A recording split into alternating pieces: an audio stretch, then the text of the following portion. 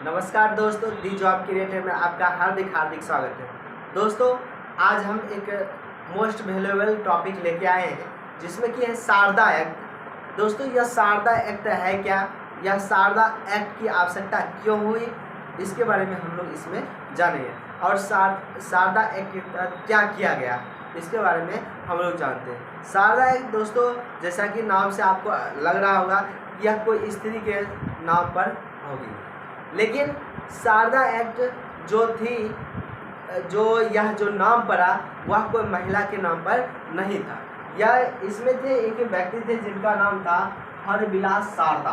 उन डॉक्टर हरविलास शारदा, जो कि बहुत ही बड़े शिक्षाविद हुआ करते थे, राजनेता हुआ करते थे, समाज सुधारक थे और न्यायाधीश भी थे। इतने सारे इसमें गुण थे। इन्होंने अपने समाज में बदलाव की कोशिश की, चूँकि यह समाज सुधारक थे और उस समय अंग्रेज भी चाह रहे थे कि समाज में कुछ सुधार हो, क्योंकि बाल विवाह चरम सीमा पर थी।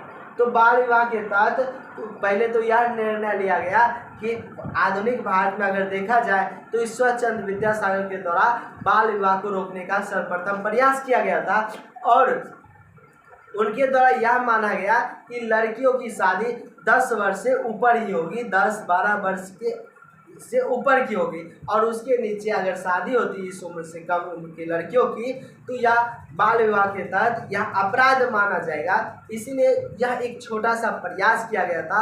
उसी प्रयास के तहत ये जो डॉक्टर हरविलास शारदा जो है, इसमें इन्होंने भी बाल विवाह को रोकने का काफ़ी प्रयास किया। और यही कारण था 1929 ईस्वी में इनके प्रयत्न के फलस्वरूप बाल विवाह निषेध कानून लाया गया, जो कि इनका जो नाम था, इनके नाम पर ही एक्ट को रखा गया। शारदा एक्ट के तहत या शारदा नियम के तहत ही यह किया गया कि अब जो बाल विवाह निषेध जो होगा उस पर विराम लगेगी।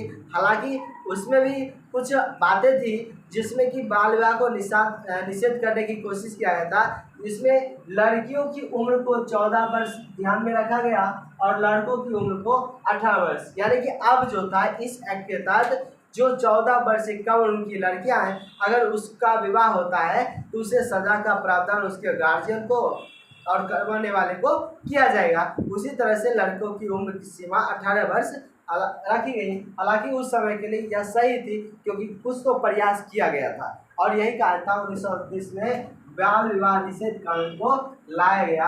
और यह किसके द्वारा लाया गया था, तो डॉक्टर हरविलास शारदा के तहत, और इसलिए इनके नाम पर ही शारदा एक्ट कानून रखा गया।